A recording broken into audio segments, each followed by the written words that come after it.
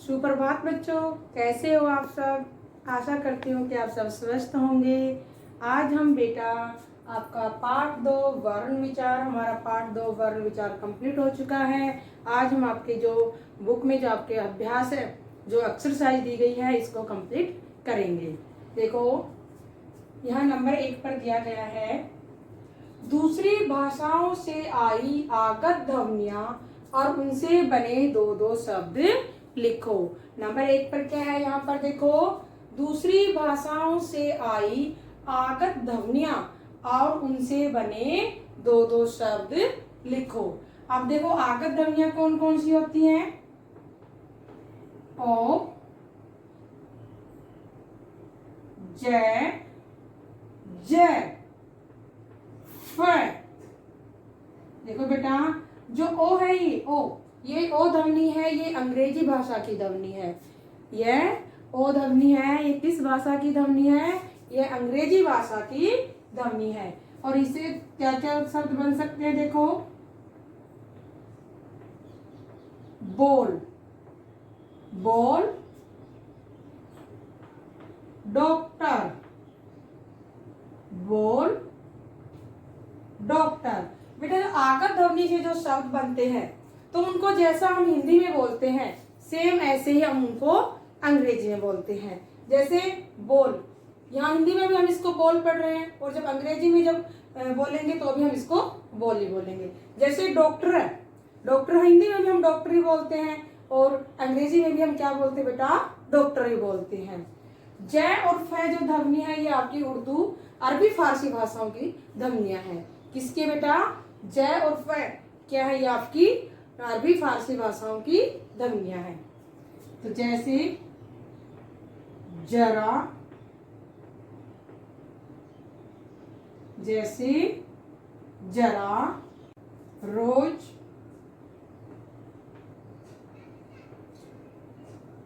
देखो बेटा यहाँ पर क्या लगा हुआ है, जय के नीचे क्या लगा हुआ है, नुक्ता लगा हुआ है। और यहाँ पर भी इन शब्दों के नीचे क्या लगे हुए हैं, ये नुक्ता। जिन शब्दों के नीचे नुक्ता लग जाता है वह अरबी फारसी भाषा का शब्द होता है। अब देखो फसल, फैसे, फसल, फसल, फकीर, फैसे, फसल, फकीर। जब नुक्ता लग जाता है जिस भी शब्द के नीचे तो उस शब्द को बोलने में हमें क्या लगाना पड़ता है, थोड़ा सा संघर्ष लगाना पड़ता है उसमें हमें। अब देखो नंबर 2 पर क्या है, स्वर कितने प्रकार के होते हैं, उदाहरण सहित लिखो। स्वर कितने प्रकार के होते हैं, उदाहरण सहित लिखो। तो देखो स्वर, स्वर 3 प्रकार के होते हैं, 3 प्रकार के होते हैं। नंबर 1 पर है हर्ष स्वर। हर्ष स्वर में कौन कौन से स्वर आते हैं, ए, ई, उ तथा री। हर्ष स्वर कौन से स्वर होते हैं, हर्ष स्वर वे स्वर होते हैं जिनके उच्चारण में कम समय एक मात्रा का समय लगता है। फिर है नंबर 2 पर दीर्घ स्वर। दीर्घ स्वर में कौन कौन से स्वर आते हैं, आ, ई, उ, ए, आई, ओ तथा औ। दीर्घ स्वर कौन से स्वर होते हैं, दीर्घ स्वर वे स्वर होते हैं जिनके उच्चारण में हर स्वर से दुगना समय लगता है, अर्थात 2 मात्रा का समय लगता है। उन्हें हम क्या कहते हैं, दीर्घ स्वर कहते हैं। नंबर 3 पर है प्लुत स्वर। प्लुत स्वर में आपके पास आता है ओम प्लुत स्वर का उदाहरण है। ओम क्या है? प्लुत स्वर का उदाहरण है। प्लुत स्वर में क्या होता है बेटा? प्लुत स्वर के में उच्चारण में हर स्वर से 3 गुना समय लगता है, अर्थात 3 मात्रा का समय लगता है। और जब भी देखो, जब आप प्लुत स्वर लिख रहे होते हैं तो क्या करते हैं, यह प्लुत स्वर का चिन्ह होता है। और जब आप इसको किसी भी शब्द के बीच में लिखोगे तो इसके ऊपर जो ये चिन्ह होता है तो इसके ऊपर शिरोरेखा नहीं आएगी। अब देखो प्लुत स्वर क्या होता है, जिसके उच्चारण में हर स्वर से 3 गुना समय लगता है, 3 मात्रा का समय लगता है, उसे हम प्लुत स्वर कहते हैं। प्लुत स्वर का प्रयोग संगीत में किसी को जोर से बुलाने के लिए किया जाता है। अब नंबर 3 पर है, दिए गए शब्दों में उचित स्थान पर अनुस्वार या अनुनासिक लगाओ। नंबर 3 पर क्या है बेटा? दिए गए शब्दों में उचित स्थान पर अनुस्वार या अनुनासिक लगाओ। अब आपके पास यहाँ पर शब्द है कघा। क्या है? कघा। तो यहाँ पर क्या लगेगा? यहाँ पर आपका लगेगा अनुस्वार, और अनुस्वार क्या लगेगा? कंघा। अनुस्वार लगने से शब्द क्या बन जाएगा आपका? कंघा। या दांत है, और दांत पर क्या लगाएंगे हम? यहाँ पर भी हमारा अनुस्वार लगेगा, और अनुस्वार लगने से क्या शब्द बन जाएगा आपका? दांत। या चाँद है, चाँद के ऊपर क्या लगेगा बेटा? यहाँ लगेगा आपका चंद्र, अनुनासिक। क्या लगेगा आपका? अनुनासिक लगेगा, और क्या बन जाएगा आपका? ये चांद बन जाएगा। अब यहाँ पर क्या है? बदर। इस पे क्या लगेगा? इस पे अनुस्वार लगेगा, और बदर का क्या बन जाएगा? बंदर। और यह हंसना, हंसना है यहाँ पर, हंसना। यहाँ पर भी क्या लगेगा? यहाँ पर भी आपका ये अनुनासिक लगेगा। ये सुदर है, तो यहाँ पर क्या लगेगा? यहाँ पर आपका अनुस्वार लगेगा, और सुदर से क्या बन जाएगा? सुंदर बन जाएगा। फिर आपका सांप, सांप है, इसके ऊपर भी क्या लगेगा? अनुनासिक लग जाएगा, और क्या बन जाएगा? ये आपका सांप बन जाएगा। पांच, इसके ऊपर भी अनुनासिक लगेगा, और क्या बन जाएगा? पांच। यहाँ क्या है? डंडा। यहाँ पर भी क्या लगेगा? यहाँ पर भी आपका अनुस्वार लगेगा, और क्या बन जाएगा? डंडा। यहाँ पर है रग, और यहाँ पर रग के ऊपर भी क्या लग जाएगा? यहाँ पर भी आपका अनुस्वार लग जाएगा, और क्या बन जाएगा आपका? ये रंग। देखो एक बार दोबारा देख लेते हैं। ओ आगत ध्वनियां है। नंबर 1 पर क्या पूछी गई है? आगत ध्वनियां पूछी गई है, और उनसे 2 शब्द पूछे गए हैं। ओ आपकी आगत ध्वनि है। बोल, डॉक्टर 2 शब्द बन गए। जय, जय और फै, ये आपके उर्दू फारसी भाषा के जो ध्वनियां हैं, जैसे जरा, रोज, फै, फै से फसल, फकीर। फिर है स्वर, कितने प्रकार के होते हैं? स्वर 3 प्रकार के होते हैं, हर्ष स्वर, दीर्घ स्वर और पलुत स्वर। हर्ष स्वर में ए, ई, उ तथा री। दीर्घ स्वर में आ, ई, उ, ए, आई, ओ तथा आउ। और प्लुत स्वर आप में आपका ये ओम लिखा जाता है। और उसके बाद में देखो नंबर 3 पर है, दिए गए शब्दों में उचित स्थान पर अनुस्वार और अनुनासिक लगाओ। तो यहाँ क्या क्या शब्द बन गए? कंघा, दांत, चांद, बंदर, हंसना, सुंदर, सांप, पांच, डंडा। नंबर 4 पर है, निम्नलिखित संयुक्ताक्षरों से 2 शब्द बनाओ। क्या है बेटा? देखो आपके पास संयुक्ताक्षर क्या है? च, छ, च, छ, चच। चच से क्या बनाना है आपको? 2 शब्द बनाने हैं। जैसे आप अपनी मर्जी से कोई भी शब्द बना सकते हो, लेकिन उसके अंदर चच होना चाहिए।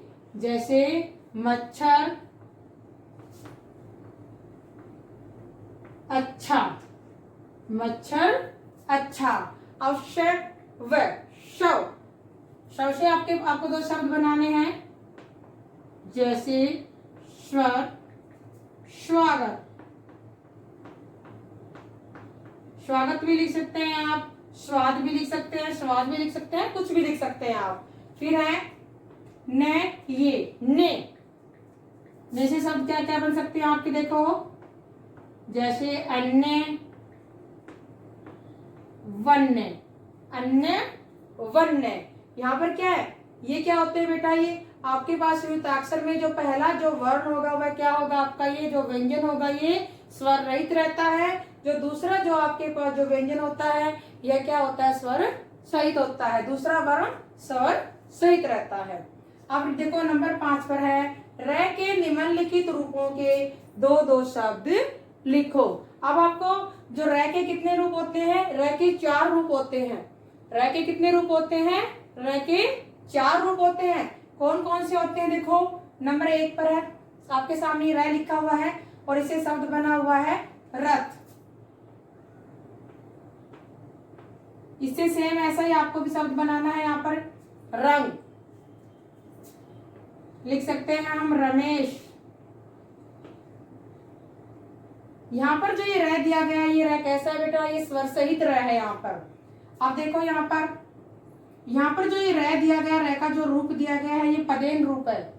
क्या है बेटा, ये पदेन रूप है। और पदेन रूप में क्या होता है, जिस भी वर्ण के पैर में लगता है ये, तो क्या होता है, वह वर्ण स्वर सही रहित रहता है और जो रह लगेगा ये स्वर सहित रहेगा। शब्द क्या क्या बनेंगे, जैसे इससे परिणाम, प्रयास, कुछ भी लिख सकते हैं आप, लेकिन क्या होना चाहिए आपका यहाँ पर ये पदेन रह होना चाहिए। आप देखो सूर्य, यहाँ पर जो आपके पास ये जो रह की जो मात्रा है, ये यहाँ पर जो ये रह लगा हुआ है ये क्या है, आपका रेफ रह है। ये कौन सा रह आपका बेटा, ये रेफ रह है। और रेफ रह हमेशा स्वर रहित रहता है। तो इससे क्या क्या शब्द बन सकते हैं, पूर्व, फल। अब देखो आपके पास रह का चौथा रूप यहाँ पर क्या है, ये भी आपका पदेन ही होता है। जैसे ट्रेन, यहाँ पर भी क्या होता है बेटा, ये आपके पास जो ये रह होता है, ये रह भी आपका स्वर सहित रहता है। अगर आप देखो यहाँ टय के साथ रह लगा हुआ है, तो टय क्या है, टय आपका स्वर रहित है। लेकिन यहाँ पर जो रह जो लगा हुआ है ये आपका स्वर सहित है। Drum, trunk. और आपके जो ये जो पदेन रह होता है ये आपका टय वर्ग के साथ ही लगता है और किसी वर्ग के साथ वाले वर्णों के साथ ये नहीं लगता। अब देखो नंबर 6 पर है वर्ण विच्छेद। वर्ण विच्छेद करो। क्या है, शब्द क्या है आपका, कक्षा। तो कक्षा का वर्ण विच्छेद क्या होगा, क प्लस ए प्लस, आपको पता है ये क्या है आपका संयुक्त व्यंजन है। अक्षय क्या है आपका संयुक्त व्यंजन है। और आपको पता है अक्षय किन दो व्यंजनों के मेल से बनता है, क श। तो यहाँ किसकी मात्रा लगी हुई है, आ की मात्रा लगी हुई है। तो अक्षा का वर्ण विच्छेद क्या हो जाएगा, क प्लस श प्लस आ। अब देखो पढ़ाई, पढ़ाई का वर्ण विच्छेद क्या होगा, प प्लस ए प्लस ड प्लस आ प्लस ई। देखो बेटे यहाँ पर आपके पास ये जो बिंदी लगी हुई है यह आपका जो उच्छिक जो अतिरिक्त मैंने आपको व्यंजन करवाया था उसकी है। ये यहाँ पर ये बिंदी जो लगी हुई है। लेकिन जब हम इसका वर्ण विच्छेद करते हैं तो वर्ण विच्छेद में क्या होता है बेटा, एक वर्ण के नीचे सिर्फ हम एक ही चिन्ह लगा सकते हैं। तो यहाँ आपको बिंदी नहीं लगानी है। अब देखो चित्रण का, च प्लस ई प्लस, अब यहाँ पर भी क्या है ये त्रय। त्रय आपका क्या है, आपका संयुक्त व्यंजन है। और आपको पता है त्रय किन दो व्यंजनों के योग से बनता है, त प्लस ए। तो त्रय का जब आप वर्ण विच्छेद करोगे तो क्या हो जाएगा, त